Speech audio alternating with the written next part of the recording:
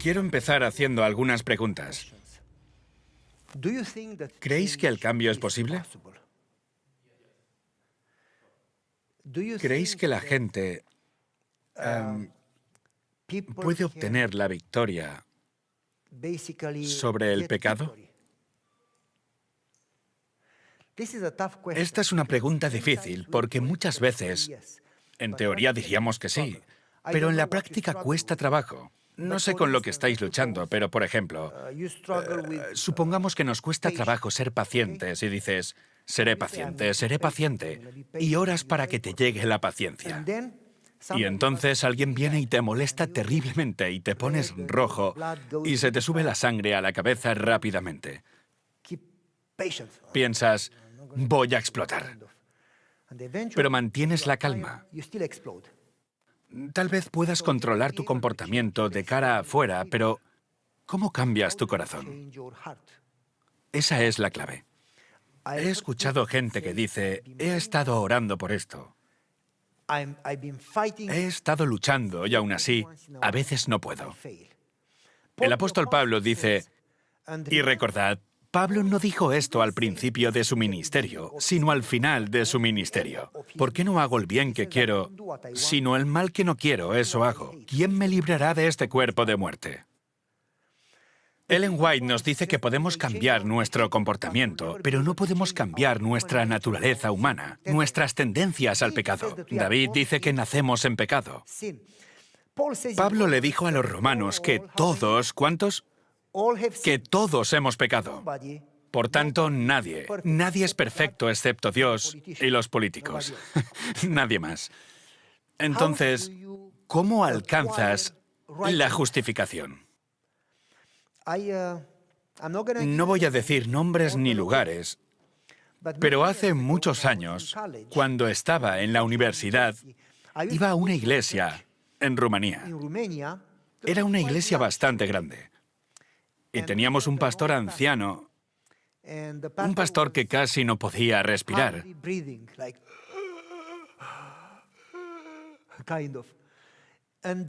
Y los jóvenes que estaban en la parte de arriba, había un hermoso coro alrededor de la sala. Algunos de esos jóvenes hacían cosas bastante feas durante el servicio del sábado. En ese entonces, mi amigo y yo empezamos a orar por la iglesia. Él vivía en una pequeña habitación muy pequeña de un ático. Nos reuníamos allí y orábamos 2 veces por semana por las tardes. No recuerdo, creo que eran los martes y viernes por la noche. Durante media hora orábamos por la iglesia. Y después, una chica que estudiaba en el conservatorio y que tocaba el piano para la iglesia, se unió a nosotros para orar. Y después alguien más se nos unió para orar por la iglesia. Y después la iglesia empezó a orar por la iglesia. Ya teníamos 11 jóvenes orando por la iglesia, hasta que después de 3, 4 o 5 meses teníamos a más de 50 jóvenes orando por la iglesia. Aquellos jóvenes comenzaron no solo a orar, sino a participar en la iglesia, visitando a los ancianos, visitando a los enfermos, haciendo las compras a la gente que no podía hacerlo, limpiando sus casas. Empezamos a estudiar aspectos interesantes de las vidas de personajes bíblicos, como Daniel, José, Moisés, Abraham y así. Así que empezamos a involucrarnos.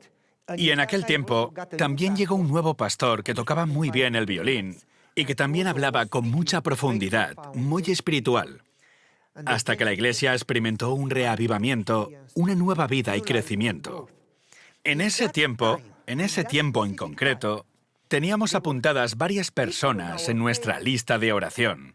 No recuerdo cuántas, 10, 11, 12 personas. Y la mayoría de ellas, 7 u 8, por las que estábamos orando y que antes no acudían a la iglesia, empezaron a asistir. En ese momento, unos padres acudieron a mí y me dijeron, tú oras por la iglesia, oras por aquella persona y por esa otra. ¿Orarías por nuestra hija? Sucede que yo conocía a esa familia desde hace mucho tiempo y su hija había abandonado la iglesia. Pero no solo eso, sino que andaba en cosas muy graves. No les voy a decir qué. Alcohol, o fumar, o drogas. No voy a entrar en detalles. Pero estaba envuelta en algunas adicciones. Y cuando sus padres intentaban hablar con ella, ella les decía, dejadme en paz, no quiero escuchar acerca de Dios o de la iglesia. Si me habláis de la iglesia, no volveré a llamaros. Cambiaré mi número de teléfono, cambiaré mi dirección, no volveréis a saber de mí. Así que como no podían hablar con ella, me pidieron que orara por ella. Empezamos a orar por ella, agregamos su nombre a nuestra lista de oración. Y no solo oramos por ella, sino que clamábamos por ella. Como Jacob en la noche, como la mujer que va ante el juez. Clamamos. No es suficiente cuando oramos por alguien. Señor, por favor esto, Señor, por favor lo otro, amén. Cuando tu hijo tiene un accidente de coche y está en la UCI, puedes imaginártelo y el doctor te dice, no va a sobrevivir. No solo dices, Señor, ayuda a mi hijo. Tú lloras y oras. Realmente te importa. Nosotros realmente clamábamos por esos nombres. Señor, no te dejaremos en paz hasta que hagas todo lo posible. Y en nuestro estudio hay un párrafo que dice, trabaja de acuerdo con tus oraciones. Algunas personas solo hacen obras y otras personas solo oran. No debes solo orar o solo hacer obras, porque sin bendición las obras no sirven para nada. Así que tenemos que trabajar y pedir sabiduría a Dios. Entonces preguntamos al Señor, Señor, ¿qué debemos hacer para llegar a esta chica? Y Dios nos dice que hagamos una pequeña investigación. Y descubrimos que le gustan las montañas, pues a nosotros igual. Así que mi amigo y yo decidimos llamarla. Entonces la llamé y me dijo, ¿quién eres tú? Si le hubiera dicho que soy un amigo, me hubiera colgado porque no tenía amigos. Entonces le dije, soy tu enemigo. Y me dijo, ¿qué? Sí, ya me has oído. Si le hubiera dicho, ven a la iglesia, me hubiera colgado. Entonces le dije, quiero hacerte la vida imposible. Y ella me contestó, ¿cómo que quieres hacerme la vida imposible? ¿Por teléfono? Ni siquiera me conoces. Y le dije, sé que te gustan las montañas. Y dijo, sí. Y le dije, bueno, a mí me gustan las montañas y te voy a vencer en las montañas. Estás en pañales en comparación conmigo. No sabes nada sobre montañas. Estaba tan frustrada que me dijo, ¿tú crees que no sé nada sobre montañas? Yo he subido a todas las montañas de Rumanía. Le dije, eso no es nada para mí. Yo he subido cada montaña, cada pico, cada ruta que está en el mapa. Dijo, imposible. Le dije, tengo fotos de cada lugar. Durante los últimos 4 años, cada fin de semana he subido montañas. Y lo he venido haciendo desde antes. Y me dijo, no te creo. Le dije, vale, te voy a enseñar las fotos. Le pregunté, ¿te gusta el senderismo? Y me dijo, sí. Le dije, yo he ido a lugares que ni siquiera te puedes imaginar. Dijo, ¿dónde? Le dije, ¿sabes dónde está la cruz? La montaña está completamente inclinada hacia arriba y después llegas a un acantilado completamente hacia abajo, como 1000 metros. Y se pueden ver los caminos y las casitas y los coches pequeñitos. Pequeñitos. He subido hasta allí. Y me dice, eso es imposible. Y le dije, no. Y me preguntó, ¿has usado cuerdas? Y le contesté, no, solo con mis manos. Y me dice, ¿estás loco? ¿Lo puedes demostrar? Le dije, sí, tengo fotos. Me dijo, me has vencido. Le contesté, te dije que te haría la vida imposible. Te puedo vencer en las montañas. Entonces me preguntó, ¿y qué pasó? Le contesté, me caí. Imposible, estarías muerto. Le dije, sí, me caí. Y los jóvenes de la iglesia, el pastor y su mujer, caminaban como gente normal por el sendero, derecha, izquierda, y estaban pendientes de nosotros. Y mi amigo escalaba y luego esperaba. Luego yo avanzaba y luego esperaba. Teníamos botas de esquiar. Las botas no tienen orificios para los cordones, sino ganchos. Entonces, en cierto punto, cuando estábamos a mitad de la subida, estaba ya cansado y sudando. Mi mano resbaló y me caí. Y el gancho de mi bota se enganchó al gancho de su bota y quedé colgando de un gancho, cabeza hacia abajo como un péndulo. Mi amigo me decía, no te muevas. Él traía su bastón de esquiar. Se apoyó en una piedra y bajó el bastón. Y cuando logré agarrar el bastón, mi pierna se soltó y quedé colgando de las manos. Y sucede que las demás personas de la iglesia estaban mirando y empezaron a gritar. Y la esposa del pastor empezó a orar. Señor, por favor, sálvalos. Y me dice la chica, estás loco. Y le dije, te dije que puedo vencerte en las montañas. Y dice, de acuerdo, ¿y ahora qué quieres?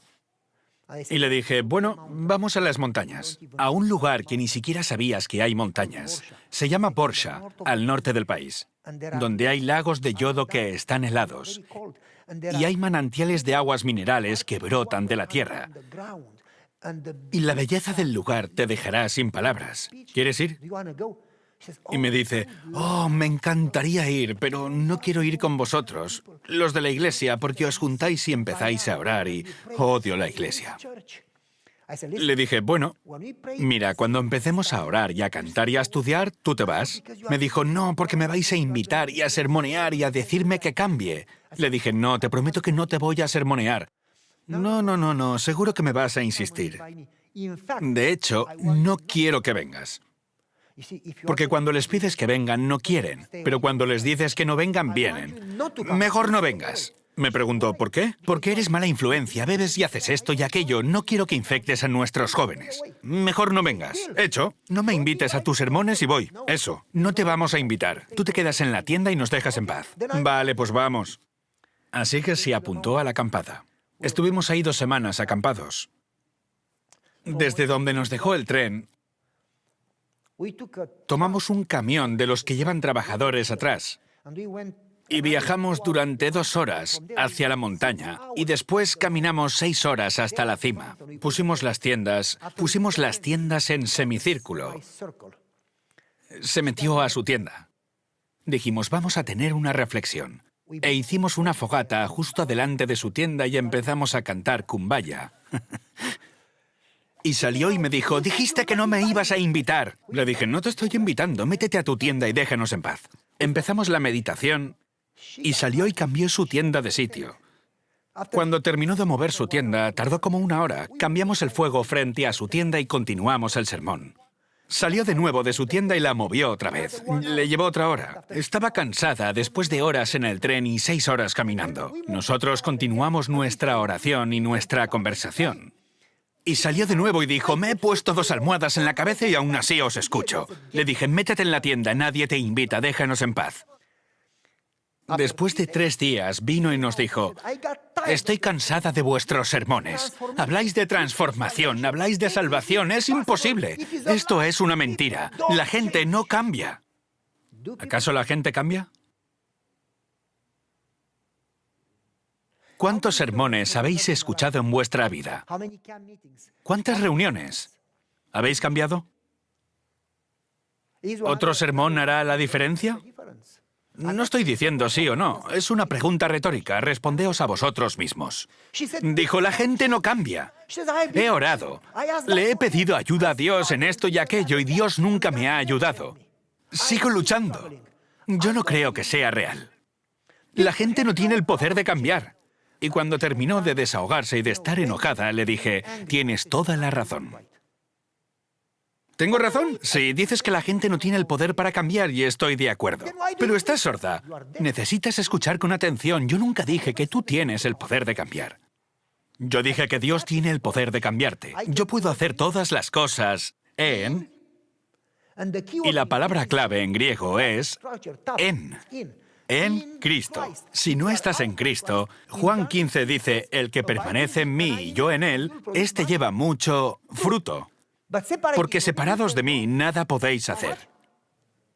No sigas intentándolo porque la Biblia es muy clara. Si estás separado de mí, no hay nada que puedas hacer por ti mismo. Tú estás en mí y yo estoy en ti, esa es la clave.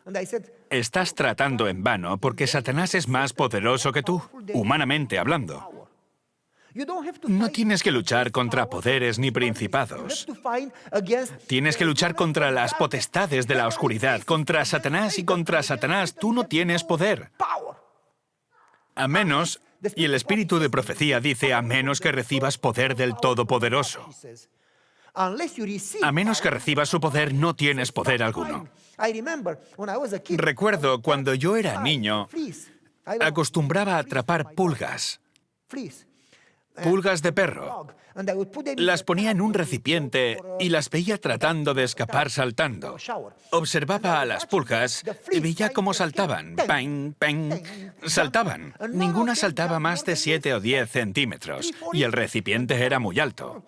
Después de 10 o 20 saltos se rendían. Esa es nuestra lucha contra el pecado. Tratamos una vez y otra vez y otra vez hasta que uno se da por vencido. Y algunas personas se convierten en fariseos.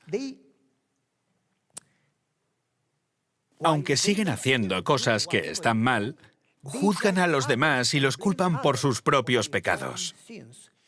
Son falsos. Oh, feliz sábado. Feliz sábado, ¿cómo estás? Maravillosamente alabado sea el Señor. Hasta que llegan a casa, y estaba yo en una iglesia, no les diré en cuál. ¿Cómo estás, hermano? Bien, perfecto. ¿Todo bien? Sí, todo bien. ¿La familia? Bien. Alabado sea el Señor. Después de la iglesia viene y me dice, pastor, mi mujer me ha dejado. Y le digo, pero no estaba todo bien. Y me contesta, sí, pero no era en serio. Algunos se vuelven falsos y otros se desaniman y se deprimen y pierden la esperanza. Muy pocos experimentan un verdadero crecimiento. ¿Cómo se logra un verdadero crecimiento? Entonces hablé con aquella joven y le dije, a lo largo de toda la Biblia, vemos que nadie tiene poder por su propia capacidad y sabiduría. El poder viene de Dios y si intentas hacerlo por tu cuenta, nunca lo vas a lograr. No tienes que luchar contra Satanás con tu poder. Tienes que estar siempre conectada porque si permaneces en Cristo y Cristo en ti es la esperanza y la gloria. El que tiene a Cristo, en griego es un tiempo presente continuo, y las palabras en griego suponen no solo un presente continuo, sino que es una acción repetitiva. No es suficiente con invitar a Cristo solo una vez. Tienes que seguir invitándolo cada día. Por favor, entra en mi corazón hoy y mañana de nuevo, y al día siguiente otra vez. Si te separas, estás acabado. Por tanto, todo aquel que invocare el nombre del Señor, en griego significa la presencia del Señor, todo aquel que invocare el nombre del Señor será salvo. En otro versículo, el que tiene presente a Cristo tiene vida. El que no tiene al Hijo de Dios no tiene vida. Separados de mí nada podéis hacer. No puede estar más claro. Así que le dije, tu desafío más importante no es el cambiar tu propia naturaleza, sino permanecer conectada continuamente. Como dice el espíritu de profecía, Enoc caminó con Dios. Y la siguiente frase dice, él estaba permanentemente conectado sin separarse de Dios, consciente de la presencia de Dios y su dependencia de Él. ¿Comprenden el significado de la palabra caminar? Pero no lo decimos en serio. ¿Qué significa el estar continuamente conectados? En el deseado de todas las gentes, dice que Cristo oraba cada mañana y se llenaba con el poder del Espíritu Santo. Y durante el día nunca se separaba del Padre. Él no hacía sus propios planes, no tenía sus propias ideas ni realizaba sus propias acciones. No hablaba con sus palabras, sino que dependía del Padre. Y después, en la siguiente oración dice, así nosotros debemos estar continuamente conectados y con Dios. ¿Es posible cambiar? De hecho, ¿cómo llegas a ser salvo? Os daré unos ejemplos que son injustos. Rahab era una prostituta. Abraham era un hombre espiritual dedicado al Señor. Dejó su país, sacrificó a su hijo, vivió su vida entera dedicada a Dios. Era un ejemplo. ¿Cuál de los dos será salvado? ¿Los dos? ¿Es justo? Isaías fue un profeta que fue cortado con una sierra. Era delicado, era un buen profeta. Alabó a Dios toda su vida. Y pensemos en Ruth. Era una moabita. No hizo otra cosa salvo casarse con un hombre. Ambos serán salvos. Pensemos en otro ejemplo. Pablo era uno de los apóstoles. Construyó iglesias, estableció iglesias, fue perseguido por su fe y luego el ladrón en la cruz. Era un ladrón. ¿Cuál de los dos será salvo? ¿Los dos? ¿Es justo? ¿Es justo que yo trabaje toda mi vida y alguien llegue a la hora 1/10, como dice la parábola, y gane el mismo dinero que yo? ¿Es justo? No eres salvo por lo que haces. Eres salvo por quien vive en ti. La salvación no es lo que haces. La salvación es una persona llamada Jesucristo. Ahora, podemos decir, ¿qué pasa con mis buenas obras? ¿Debemos hacerlas o no importa? Claro que importa, porque Jesús dice, si me amáis, guardad mis mandamientos. Y puedo mencionar muchos versículos bíblicos, no solo uno. Jesús dice que por sus obras los conoceréis. Si tienes a Jesús, no vas por ahí quebrantando sus mandamientos, porque Jesús vive en ti. Te regocijas observando sus leyes. ¿Me explico? A eso voy. Os lo voy a explicar. ¿Cómo adquieres la justificación? ¿Cómo experimentas la salvación? Todos somos salvos por fe mediante la gracia. Tú no puedes hacer nada, sino es un regalo de Dios. No es algo con lo que se pueda jugar. El justo vivirá por la fe. Ahora, dejadme explicaros un poco acerca de la fe antes de seguir. Número 1, la fe no te da ningún mérito. Yo creo. Si creo, Dios tiene que salvarme. Y si oro y creo, así Dios tiene que contestar. Algunos dicen, hermanos, y cuando oras crees, Dios lo hará. Como diciendo, la fe es como el abracadabra. Si crees, Dios no tiene opción. Cualquier cosa que pidas, si lo crees, si pides un Mercedes y crees, entonces Dios te lo tiene que dar. La fe no es para manipular a Dios. La fe no es para conseguir que Dios haga lo que tú quieras. La fe es para que hagas lo que Él quiere, aun cuando no lo entiendas. La fe no es para cambiar a Dios. La fe es para cambiarte a ti, para que cuando no entiendas lo que está pasando, confíes en su sabiduría y en su amor y en sus promesas. La fe no es para cambiar a Dios, sino para cambiarte a ti. ¿Me explico? La gente ayuna para que Dios conteste a sus plegarias. El ayuno no es para que Dios escuche tu voz, es para clarificar tu mente para que tú puedas escuchar la voz de Dios. Entonces, quizá te preguntes, Pastor, yo quiero creer, pero no tengo fe. Bueno, la Biblia dice que Dios ha dado a cada uno una medida de fe. Espero que sepáis el versículo bíblico. A todos significa una medida de fe para cada uno. Bueno, mi fe es muy pequeña. Bueno, hablando de la fe, Jesús dice que si tienes la fe del tamaño de una semilla de mostaza, y esta es literalmente una semilla de mostaza en la punta de mi dedo, y el árbol de la derecha es un árbol de mostaza en el sur de California. Jesús dice que si tienes la fe tan diminuta como esta, puedes mover montañas. Jesús no habla del tamaño de la fe. La palabra griega hace referencia a las propiedades biológicas que hacen crecer un árbol. Básicamente lo que quiere decir es que si ejercitas la fe que tienes, ésta seguirá creciendo y se volverá más y más grande. Que si tienes muy poca fe pero la ejercitas, crecerá. Como cuando riegas una flor. Si la riegas, crecerá. Cualquier flor que nutras va a crecer. Si nutres la duda, si permaneces en la duda, si hablas de dudas, si oras con dudas, si piensas en la duda crecerá. Los pensamientos que tengas crecerán. Donde esté tu mente, eso crecerá. Pero si hablas de la fe y no te permites dudar, si oras en la fe, si riegas la fe, si usas la fe, tu fe se va a desarrollar más y más y más. Porque cuando ves cómo Dios obra, eso fortalece tu fe. Es como el hombre que dijo, creer ayuda a mi incredulidad. Si ejercitas tu fe, la fe va a crecer. Dejadme explicar algo sobre la salvación. ¿Cómo se experimenta la justificación? ¿Cómo se experimenta la salvación? Voy a poner un ejemplo de la Biblia y hacer un paralelismo con nuestra vida. Dice que Abraham creyó y que se le fue contado. En otras traducciones dice considerado. No dice que fuera justo, dice que fue considerado. Hay 3 estados de salvación. Voy rápido porque quiero terminar. Son justificación, santificación y glorificación. Muy resumidamente, la justificación toma un momento, un día. Es un evento.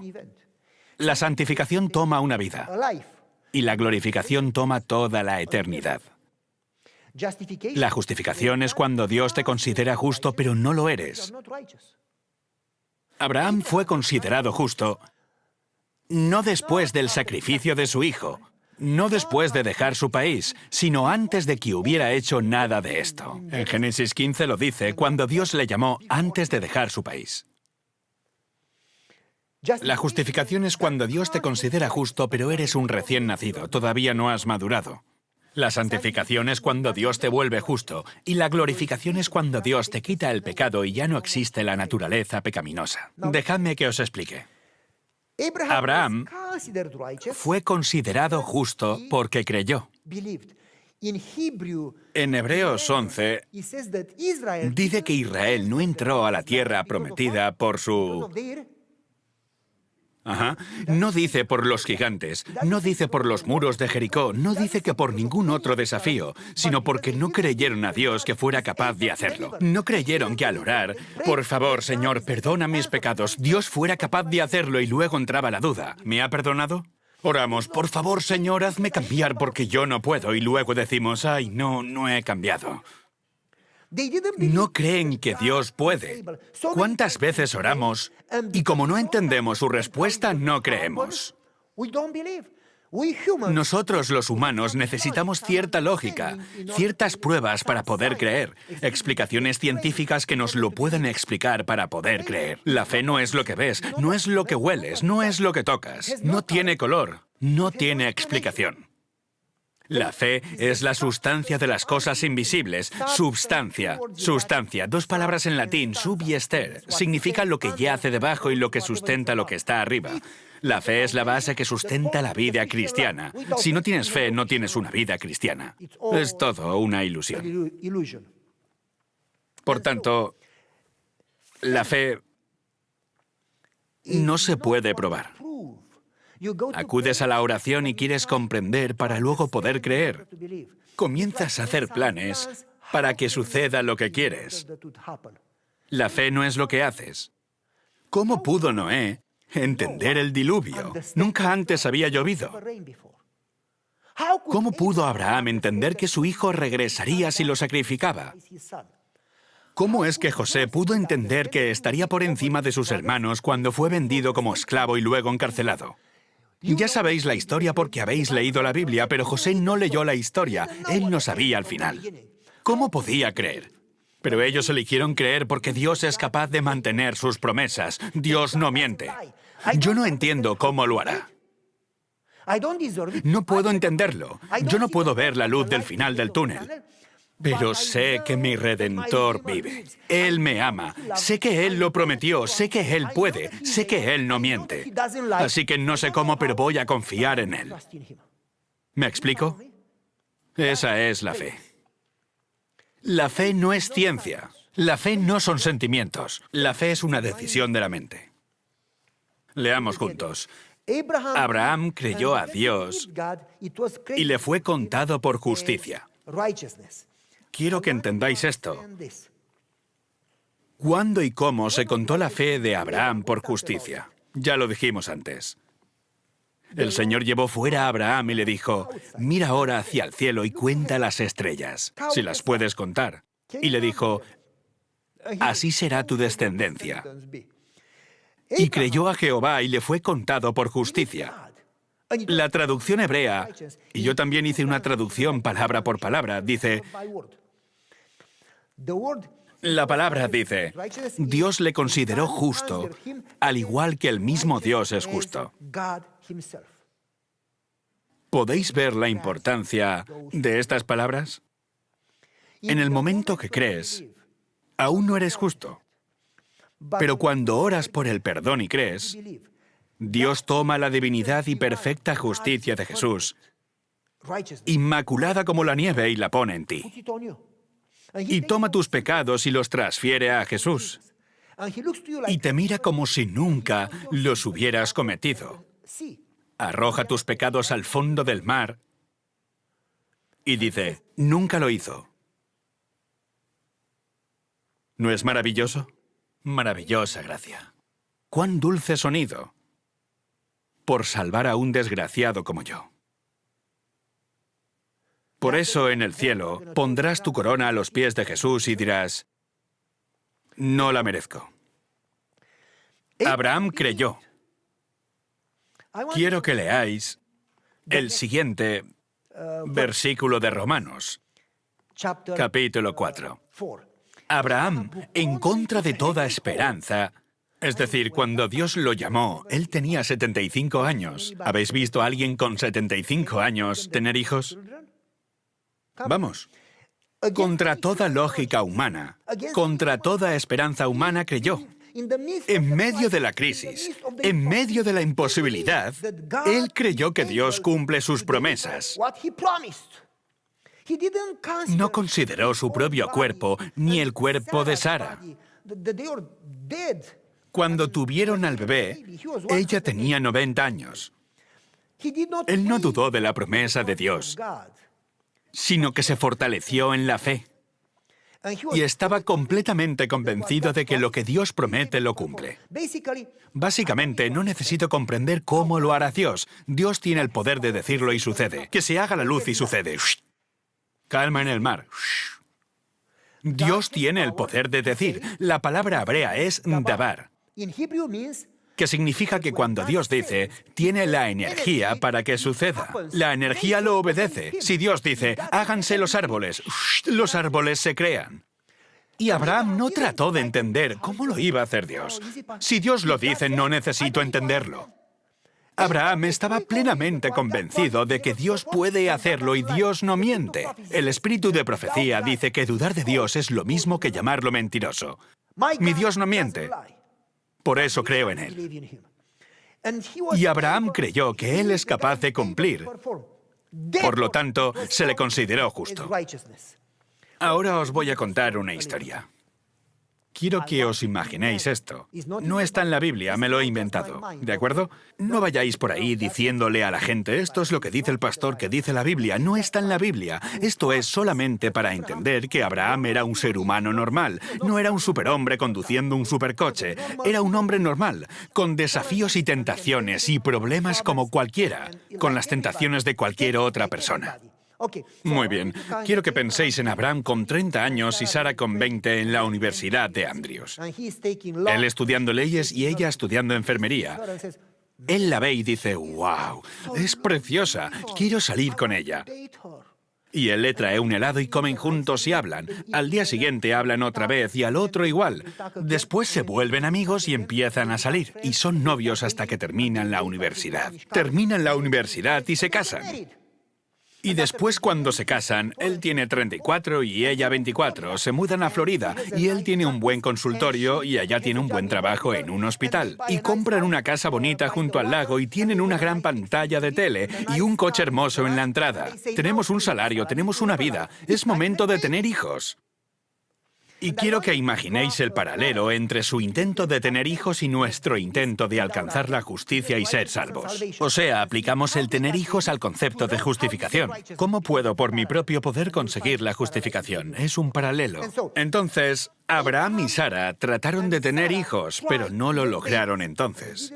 Lo que hicieron es lo que hacemos nosotros. Cuando intentamos hacer algo y no lo logramos, intentamos otra vez y otra vez con más empeño. Ellos lo intentaron, pero no lo consiguieron. Entonces, ¿qué hicieron? Empezaron a comer tofu y brócoli. Quizás si comemos tofu y brócoli alcancemos ser justos. No me malentendáis. ¿Está mal comer tofu y brócoli? Absolutamente no. Cuando comáis tofu y brócoli, invitadme, lo comeré y lo voy a disfrutar. Tenemos que estar sanos porque nuestro cuerpo es el templo del Espíritu Santo. Tenemos que tener salud y una mente clara para poder servir a Dios. No hay nada malo en eso. Es bueno. Es la mano derecha del Evangelio. Pero escuchad con atención. ¿Solo por comer sano eres justo? He visto a gente que come sano pero se insultan entre ellos. ¿Entendéis lo que quiero decir? ¿Solo porque comas sano tienes derecho a la salvación? Absolutamente no. He visto a judíos, cristianos y musulmanes, toda clase de gente que son veganos y aún así no están seguros de la salvación. Es bueno comer sano, pero eso no te da ningún mérito ni tampoco la salvación. Entonces piensan, ¿qué tal si comemos sano? Quizá consigamos tener un hijo. Pero sin resultado. Y entonces fueron al mejor seminario para quedar embarazados. Mark Finley, este y aquel. ¿Entendéis a dónde voy? Quizás si escuchamos los mejores sermones, quizá consigamos ser justos, pero seguían sin poder tener hijos. Y escucharon todo tipo de sermones para poder tener hijos, pero no lo conseguían. ¿Entendéis? Eso hacemos nosotros. Quizá otro sermón, quizá... ¿Es bueno escuchar los sermones? ¿Ir a campañas de evangelismo? Por supuesto. ¿Pero solo por escuchar alcanzas la justicia o la salvación? No. Hay personas que llevan toda una vida yendo a la iglesia y cuando los oyes dices, por el amor de Dios, ¿cómo pueden pensar así? ¿Eso os va a hacer cambiar? No. ¿Os da más hijos? No. Finalmente, se dieron por vencidos y dijeron, yo no puedo.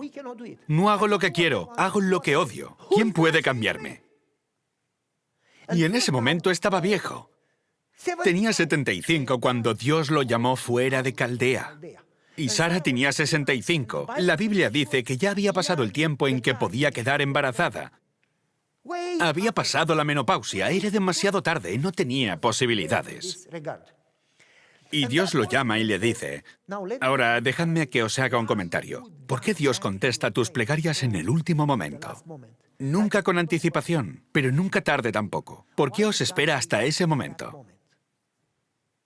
Porque nosotros, los humanos, tenemos la tendencia a creer que somos nosotros los que lo hemos hecho. Lo he visto tantas veces, como la gente ora y Dios responde, y entonces la gente dice, lo hice. ¿Has escuchado mi sermón? ¿Has visto lo que hice? ¿Has visto cuántos he bautizado? Creen que es por sus méritos, pero el espíritu de profecía dice claramente que Satanás es quien trata de atribuirse la gloria de Dios para sí mismo. Y cada vez que nos atribuimos los méritos por la obra que Dios ha hecho, mostramos el carácter de Satanás, el deseo de atribuirnos el mérito, en lugar de mostrar humildad diciendo, Señor, todo es por ti, gracias. Te glorifico porque te lo mereces. Entonces Dios espera hasta que tocas fondo y sabes que tú solo no puedes hacerlo. En ese momento Él actúa para que tú sepas que fue solo gracias a su obra, su maravillosa gracia, su gracia increíble, su gracia inmerecida e infinita. Un amor del que no puedes pasar por encima ni por debajo, ni lo puedes evitar. Y escuchad con atención, para conocer el amor que sobrepesa cualquier entendimiento, ¿cómo puedes conocer el amor que sobrepasa cualquier entendimiento posible? Ellen White dice que en la eternidad trataremos de aprender más y más acerca del carácter de Dios y que nunca llegaremos a entenderlo. Volviendo a la historia, Abraham tiene 75 y Sara 65 y Dios dice, tendrás tanta descendencia como estrellas hay en el firmamento. Y Abraham responde, Señor, por favor, tengo 75 años. No puedo. Lo he intentado muchas veces, ¿sabes? Pero Dios sí puede. Si es capaz de salvar al ladrón de la cruz, Él puede salvarme a mí también. Él puede salvar al más perdido. Su sangre lo cubre todo. Su poder es suficiente. Él sabe qué hacer y cómo hacerlo. Yo voy a creer en Él. ¿Y cómo creyó? Ahora, escuchad con atención lo que os voy a decir. Él tenía 75. ¿Cuándo tuvo al bebé? ¿Cuánto tiempo pasó entre la promesa y el cumplimiento?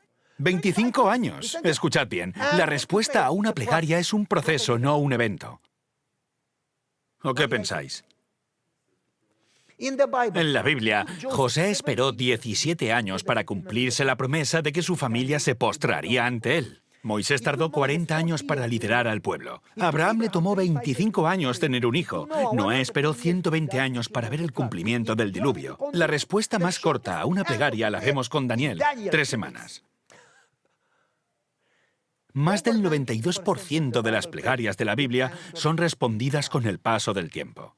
Cuando tú empiezas a orar, Dios empieza a trabajar, pero lleva tiempo porque Dios tiene que trabajar con las personas y las personas somos testarudas, no se les puede forzar. Así que Dios tiene que cambiar a la gente hasta que esté lista para su respuesta.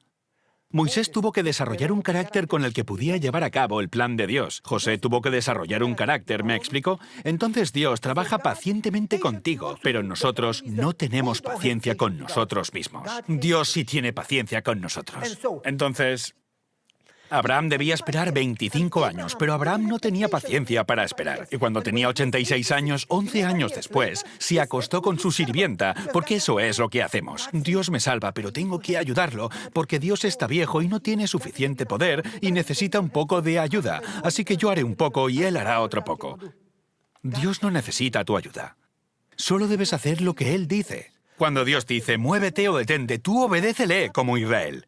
Cuando Dios dice ataca, no dices, oh, Jericó es demasiado grande, tú atacas. Cuando Dios te dice no ataques, rodéala, tú la rodeas. Se supone que tú debes hacer algo, pero no lo que tú piensas, sino lo que Él dice. Jesús dice en Juan, yo no hablo por mis propias palabras, y no porque no fuera inteligente, sino porque obedece al Padre. Y dice, yo hago lo que el Padre desea.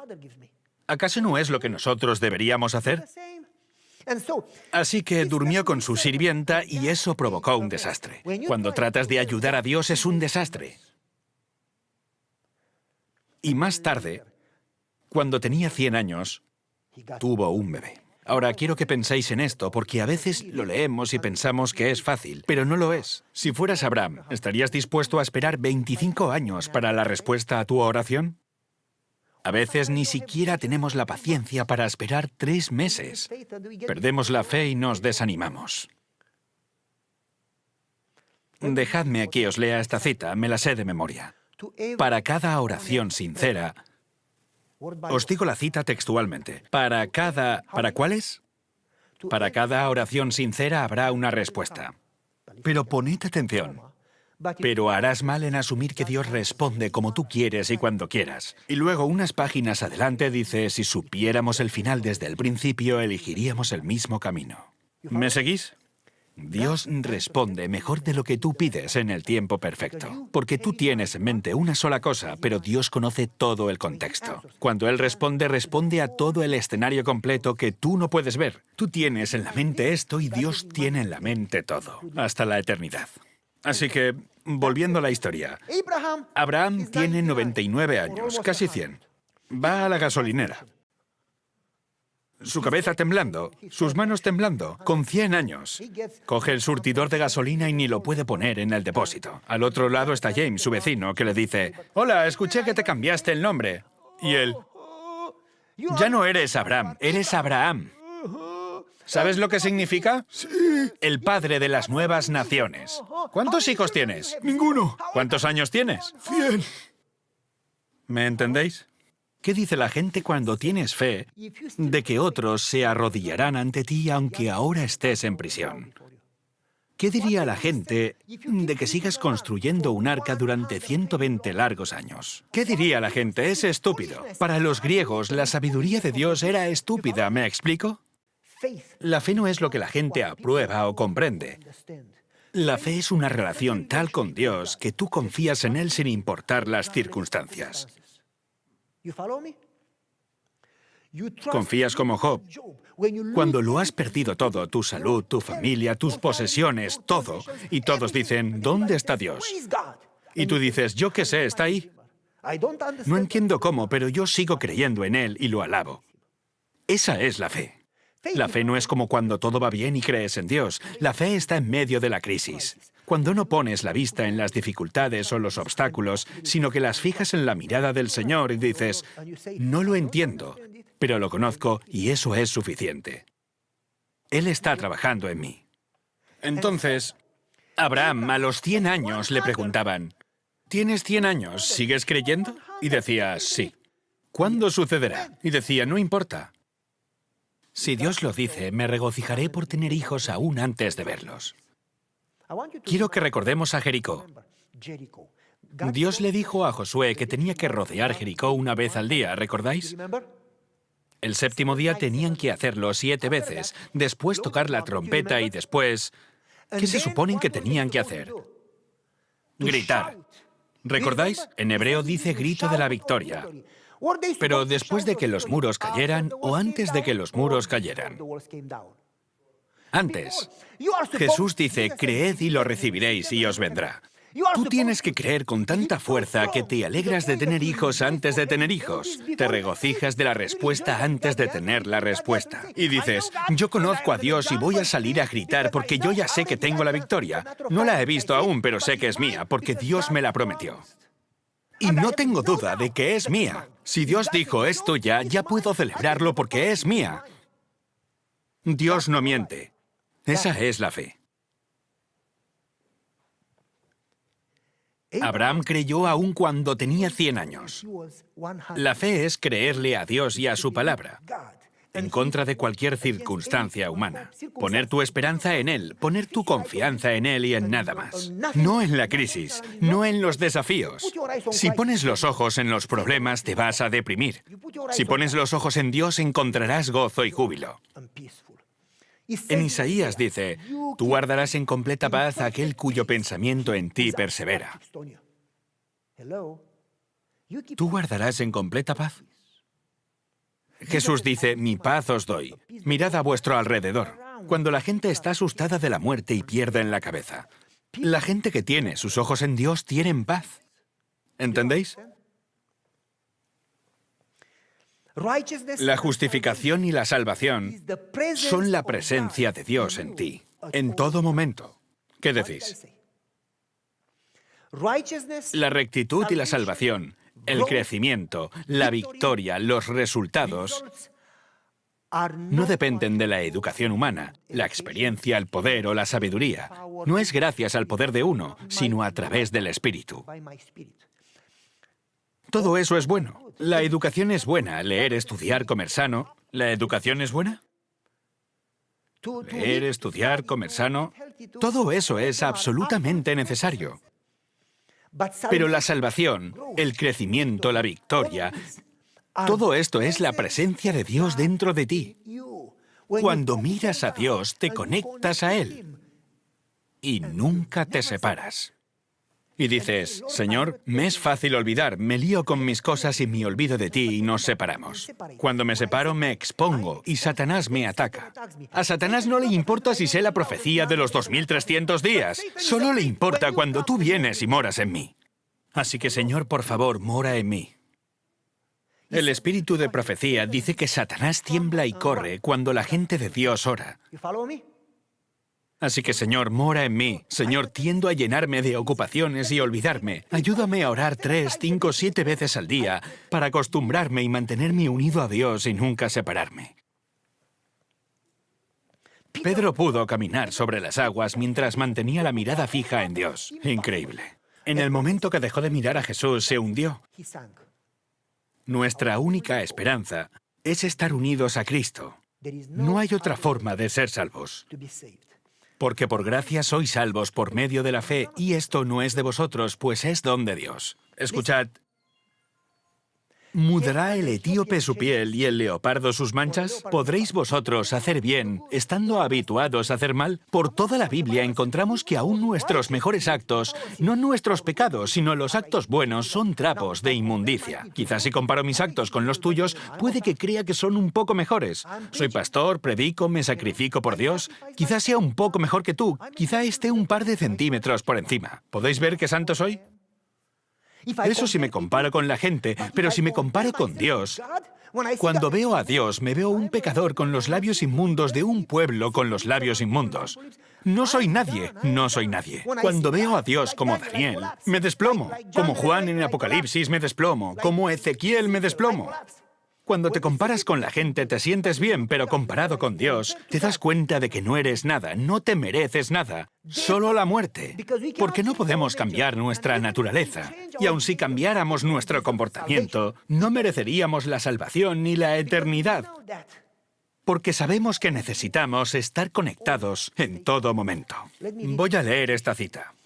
Hablando de la justificación, no se puede comprar con dinero. La inteligencia y la sabiduría no pueden alcanzarlos, ni podéis esperar conseguirlos por vuestro propio esfuerzo. Pero Dios os lo ofrece como un don. ¿No es absolutamente maravilloso?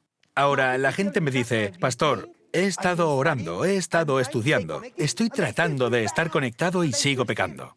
Y les digo, hermano, cuanta mayor sea la distancia entre tú y Dios, menos entenderás tu naturaleza pecaminosa y te sentirás bien contigo mismo.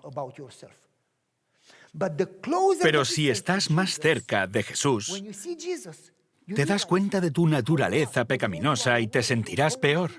El hecho de que te sientas peor son buenas noticias. Quiere decir que estás más cerca de Jesús. Si te sientes bien, quiere decir de que estás lejos de Jesús. Cuando vas al doctor y te dice que estás enfermo, son buenas noticias porque antes estabas enfermo pero no lo sabías. Al menos ahora lo sabes.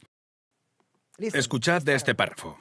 Tú también eres pecador. No puedes expiar tus pecados pasados solo mediante la sangre de Cristo. No puedes cambiar tu corazón y hacerte santo. Esto es para el futuro. Mas Dios promete hacer todo esto por ti mediante Cristo. Cristo en ti, la esperanza de gloria. Debes creer sus promesas. Dios es capaz de cumplirlas. Cree la promesa y Dios hará el resto. Él te santificará. Escuchad con atención. Algunas personas me dicen, es que, pastor, pero no lo siento. Piensan que se puede sentir cómo obra Dios. Eso no es como la electricidad o el aire. Oh, Dios está obrando, puedo sentirlo. Es como el Espíritu Santo. En Juan capítulo 3, Jesús dice a Nicodemo, el trabajo del Espíritu Santo es como el viento. No lo puedes ver, no lo puedes tocar, pero puedes ver sus efectos. Cuando Dios trabaja en ti, no lo sientes, pero puedes ver a Dios en las pequeñas cosas del día a día para desarrollar paciencia, fe u otras cosas. Así que no esperes sentir a Dios, sino di solamente, creo. ¿Por qué? Porque todo lo que dices influye en tus pensamientos. Habla de la fe, no de la duda. Di, yo creo porque Dios lo prometió. Y alaba al Señor. Me gusta este párrafo. Mediante este sencillo acto de creer en Dios, el Espíritu Santo engendró nueva vida en tu corazón. Eres como un niño nacido en la familia de Dios, y Él te ama como a su hijo. Cuando leas las promesas, recuerda que son la expresión de un amor y una misericordia inefables. El gran corazón del amor infinito se siente atraído hacia el pecador por una compasión ilimitada. Sí, tan solo cree que Dios es tu Salvador. Él desea restaurar su imagen moral en el hombre. Cuando te acerques a Él confesando tus faltas y arrepentido, Él se acercará a ti con misericordia, perdón y una nueva vida. Dejadme daros un ejemplo y ya termino. Uno puede decir, pastor, ¿cuál es el objetivo de los buenos actos? ¿Debemos hacer buenas obras? Antes os decía que Jesús dice, si me amáis, guardad mis mandamientos. Santiago dice que puedes probar tu fe a través de tus obras. Os lo voy a explicar. En la Biblia, en Hebreos 11, dice que Abraham creyó y por eso dejó su país. Eso significa que hizo algo porque creyó en la promesa de Dios y obedeció a Dios. Cuando Dios le dijo, vete, él se fue. Israel igual, cuando Dios les pidió que caminaran alrededor de Jericó, lo hicieron. Actuaron porque sabían que Dios cumpliría su palabra. También Noé creyó y construyó un arca. Construir es también una acción. Cuando crees, actúas. Si le digo a mi esposa, te amo, tengo que hacer algo. No es suficiente que lo diga y después la empiezo a golpear, a arañar o decirle, vete a lavar los platos. Yo no te ayudo.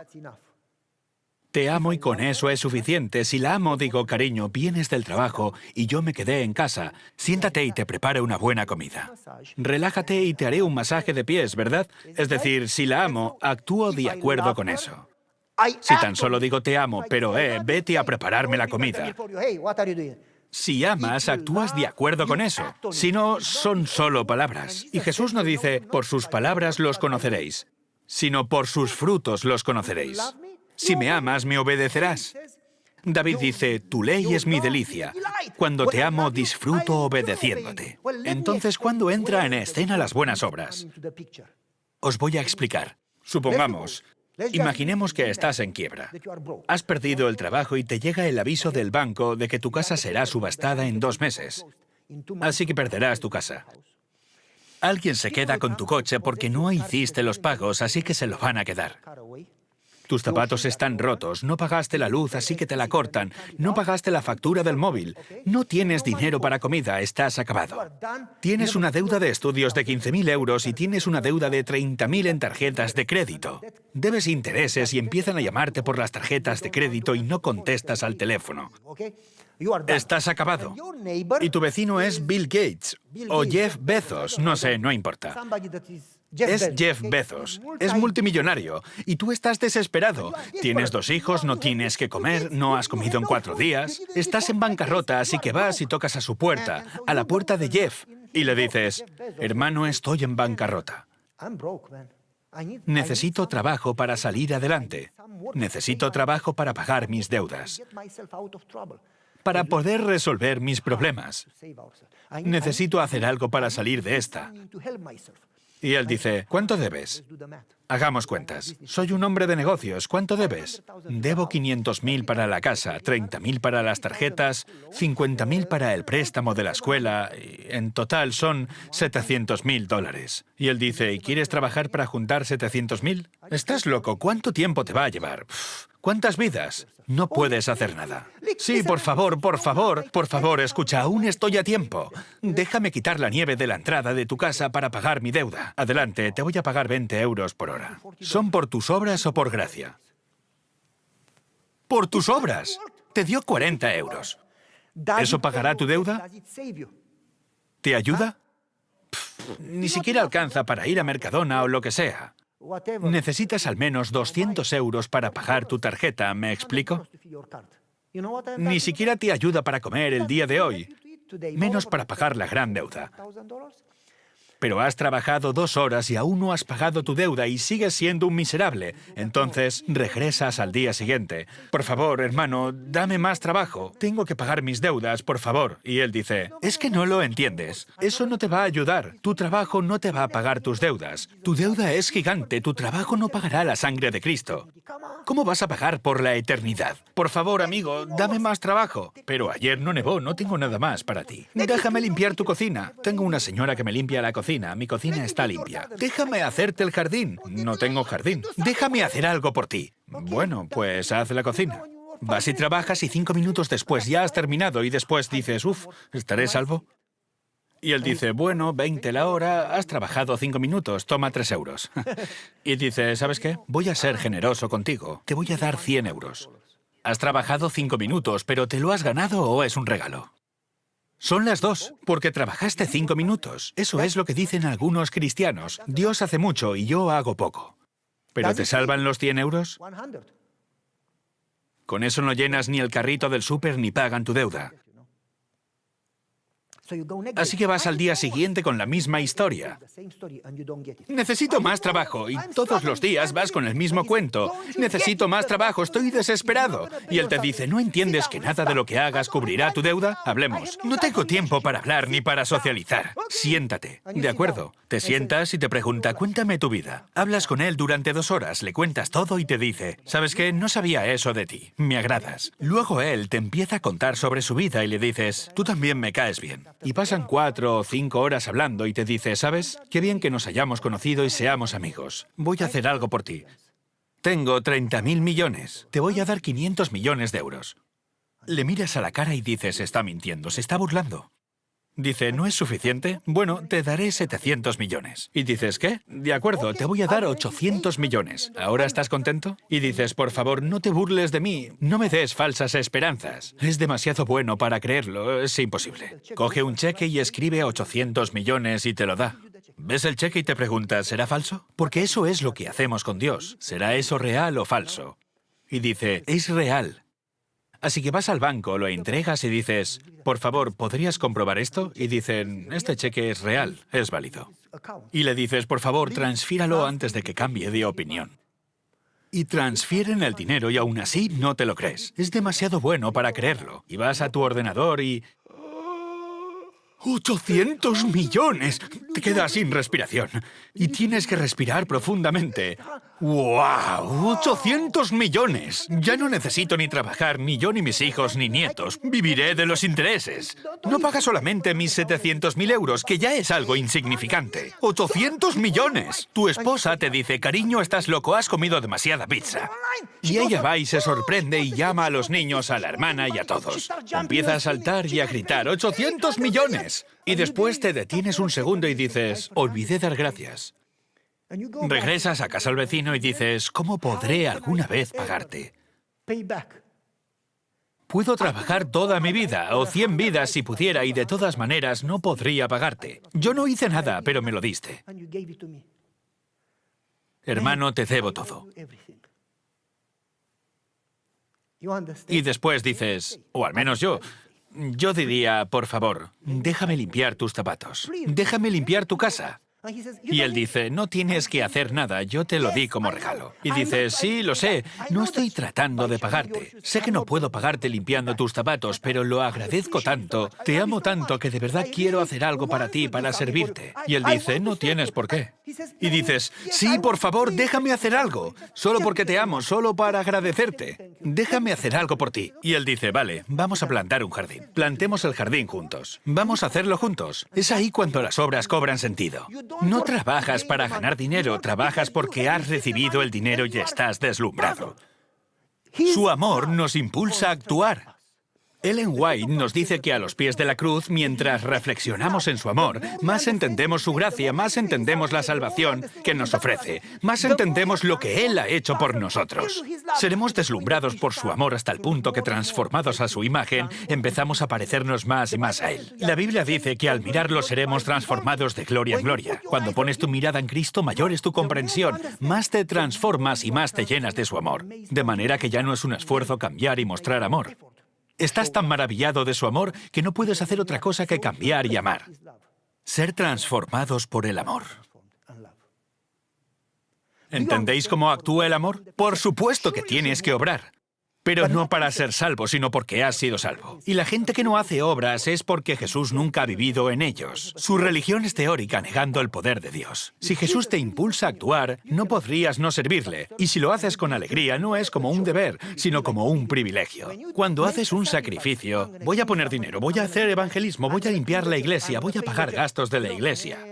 Tengo que ir otra vez, más cosas. Tendrías que decir, comparado con lo que Jesús ha hecho por mí. ¡Venga ya! Voy a ser el primero en llegar y el último en irse. Comparado con lo que Jesús ha hecho por mí, por favor, su sangre, la vida eterna. Venga ya, por favor, déjame ser el primero en servir. Así actúas cuando entiendes el significado de la cruz. Las obras son solo el resultado de ser salvo, de entender la magnitud y la infinidad de la salvación. ¿Me explico? Voy a terminar con una historia. ¿Conocéis a Dave Rober? Dave Rober era un soldado en Vietnam. Era un capitán de una pequeña compañía de soldados. Y tenían una misión imposible, una misión suicida.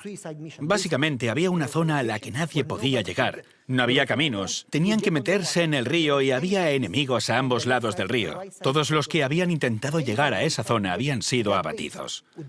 Así que intentaron hacerlo de noche. Cogieron una barca sin motor, en silencio y sin luces. Como a las 2 de la madrugada salieron río arriba. En cierto punto, uno de los soldados en un descuido golpeó el agua con el remo. Inmediatamente comenzó el tiroteo y uno de los soldados enemigos lanzó una granada de fósforo dentro de la barca. No sé si sabéis algo sobre el fósforo. Yo he estado en el ejército y sé un poco de eso. Cuando explota una granada de fósforo, todo lo que el fósforo toca, al estar en contacto con el oxígeno, arde hasta que se consume por completo. No queda nada. Y el fuego no se puede apagar. No puedes hacer nada para apagarlo. Mientras haya oxígeno, arderá hasta convertirse en cenizas. Cuando la granada llegó al bote, Dave Rober, para salvar a sus soldados, eran 24 o 25 soldados, cogió la granada para lanzarla fuera y explotó en su mano. Le voló el brazo, la pierna izquierda, la mitad de su cara y parte de su estómago y sus costillas. Y empezó a arder. Saltó al agua porque aún estaba consciente, pero bajo el agua no podía respirar. En cuanto salía para respirar, volvía a arder por el oxígeno. Así que lo mantenían bajo el agua y lo sacaban y empezaba a arder otra vez. Así que lo cubrieron con una manta y le hicieron un agujero en la manta para respirar y volvía a arder. Así que le hicieron otro orificio para la boca y le pusieron una pajita y cubrieron el orificio con trapos para que no volviera a arder. Estuvo en coma en el hospital 6 meses. Le practicaron varias cirugías y estuvo conectado a un soporte vital. Después de 6 meses, recobró la consciencia. Tenía una prótesis de brazo, una prótesis de pierna, oreja de plástico, nariz de plástico, ojo de vidrio, mejilla de plástico. Y tenía una bolsa de plástico en lugar del estómago. Terrible. Cuando despertó, después de 6 meses, Le dijo al doctor que quería verse en un espejo. El médico le dijo, no es una buena idea, no te mires al espejo. Él respondió, deme un espejo, soy un soldado, soy fuerte. Cuando le dieron el espejo, dijo, no tengo esperanza. No tengo ninguna razón para vivir. Me veo como un monstruo. Si no soporto verme a mí mismo, me imagino a los demás. No puedo hacer nada para cambiarme. No tengo futuro. No soy digno de ser amado. Nadie que me vea me va a querer. No quiero vivir. Y una de las enfermeras le dijo, la gracia de Dios puede cambiarte y darte esperanza para el futuro cuando no la tengas. Y él dijo, eso no es real. Mírame. Cuando la enfermera se fue, él apagó el soporte vital porque no quería vivir. Al día siguiente llegó la enfermera y le dijo, ¿por qué no he muerto? Y la enfermera dijo, ¿por qué? Apagué el soporte vital. No apagaste el soporte vital, sino el tubo de alimentación. Solo tendrás hambre. No desees la muerte. La gracia de Dios es suficiente para salvar incluso a los que no tienen esperanza, como el ladrón de la cruz. Él dijo, yo no creo que eso sea posible. Nadie me puede amar, darme esperanza, ni tampoco un futuro tal y como estoy. Ese día, la esposa del soldado de la cama de al lado vino a verlo. Y a ese soldado solo le faltaba una pierna. Y cuando lo vio, la mujer se quitó el anillo y dijo, me divorcio de ti. Y Dave Rober dijo, imagínate cuando me vea mi esposa. El mismo día por la tarde, su esposa vino a verle, y él se cubrió con una manta. La esposa le dijo, cariño, quiero verte. Y él le dijo, soy un monstruo. Cariño, quiero verte. No, no me veo bien. Cariño, para empezar, nunca fuiste guapo. Cuando nos casamos, tampoco lo eras. No me casé contigo porque fueras guapo. Me casé contigo porque tienes un buen corazón. El hecho de que hayas querido salvar a esos soldados sacrificándote a ti mismo me confirma que tú eres el hombre que amo. Amo tu corazón, no tu aspecto. Quítate la manta. No. Ella le quitó la manta, le miró y le dijo, querido, tú eres mi amor. Te amo incluso más que antes. Y le besó y le dijo, ven a casa, Dave. Y dice que estas son las palabras exactas que ella le dijo. Ven a casa, cariño. No puedo vivir sin ti. Te quiero de regreso. Te amo. En ese momento, entendí la gracia de Dios. Supe que no la merecía, que no podía cambiar mi aspecto, que no tenía futuro, que nadie me querría. Ella dijo, te amo, ven a casa.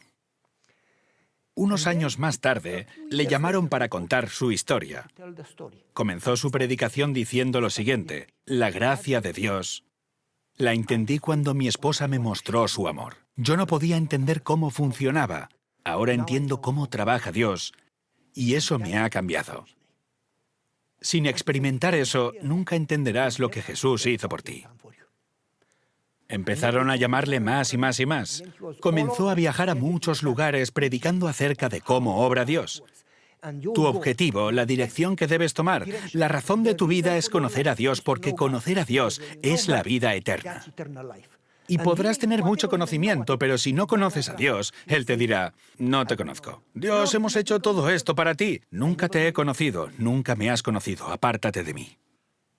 Dave comenzó a decirle a la gente, vuestro mayor problema no es esto o lo otro, es que no conocéis a Dios. Necesitas conocer a tu Dios. Necesitas tener tal relación con Él que pase lo que pase, tienes paz porque tienes la seguridad de que está ahí. Aun cuando las montañas se muevan, su amor nunca se mueve.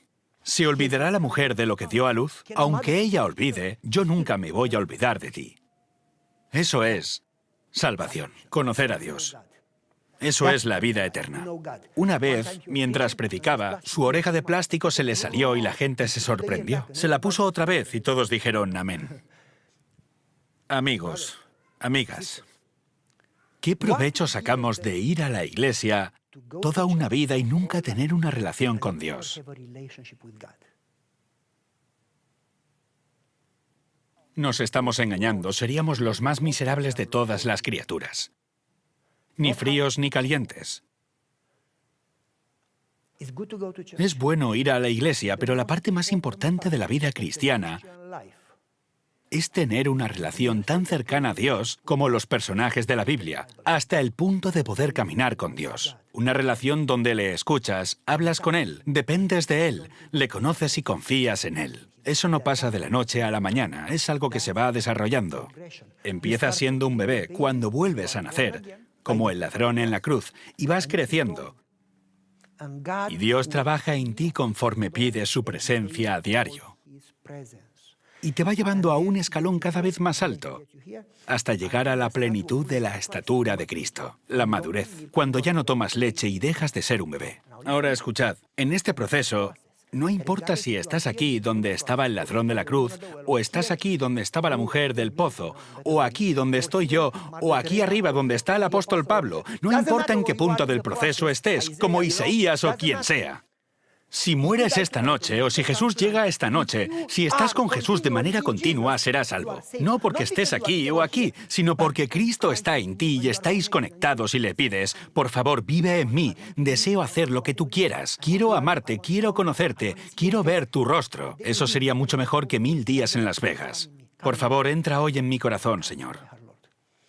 Pero incluso si estás aquí arriba, perfecto como el apóstol Pablo, pero estás separado de Jesús, estarás perdido porque tu perfección no te dará la salvación, sino la presencia de Dios en ti, Cristo en ti, la esperanza de gloria. Por lo tanto, la salvación es una conexión continua con Dios y su poder puede transformarte y darte la salvación. Es así como eres salvo. Y es así como Dios transforma tu vida, no tú, sino Él en ti. Padre que estás en el cielo, muchas veces olvidamos fijar nuestros ojos en ti y fijamos nuestros ojos en nosotros, la gente, en los problemas, en los desafíos, en toda clase de cosas, en los gigantes de Jericó, en las murallas de Jericó. Fijamos nuestros ojos en toda clase de cosas que no podemos controlar, en las crisis, en cómo hacer, en cómo hablar. Eso es bueno, pero Padre, por favor, haznos comprender que nuestra mayor necesidad es ser llenados con tu presencia para poder construir nuestro hogar en la roca, para que estemos en ti y tú en nosotros. Por favor, ayúdanos. Ayúdanos a que diariamente invoquemos tu presencia y que tu presencia sea nuestro más grande deseo. Te lo pedimos en el nombre de Jesús. Amén.